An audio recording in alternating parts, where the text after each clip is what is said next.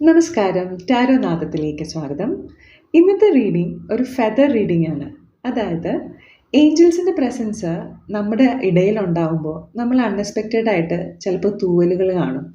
അതുപോലത്തെ ഒരു തൂവൽ റീഡിംഗ് ആണിത്. നിങ്ങൾ ഈ റീഡിങ്ങിലേക്ക് വന്നിട്ടുണ്ടെങ്കിൽ എവിടെയോ ഇരുന്ന് ആരോ നിങ്ങൾക്ക് വേണ്ടി പ്രാർത്ഥിക്കുന്നുണ്ട്. എന്തോ ഒരു അനുഗ്രഹം യൂണിവേഴ്സ് നിങ്ങളുടെ ലൈഫിലേക്ക് എത്തിക്കുന്നുണ്ട്. ആ അനുഗ്രഹം എന്താണെന്ന് നമുക്ക് ഈ റീഡിങ്ങിലൂടെ അറിയാം. ഞാനിപ്പോൾ ഷഫിൾ ചെയ്ത് ഒരു കാർഡ് എടുക്കുക. യൂണിവേഴ്സിനെ പൂർണ്ണമായും വിശ്വസിച്ച് ഈ റീഡിംഗ് സ്വീകരിക്കുക. അപ്പോൾ നിങ്ങൾക്ക് ലഭിക്കുന്ന അനുഗ്രഹം നമുക്ക് നോക്കാം. ഓക്കെ, നിങ്ങൾക്ക് ലഭിച്ച കാർഡ് 6 ഓഫ് കപ്സ് ആണ്.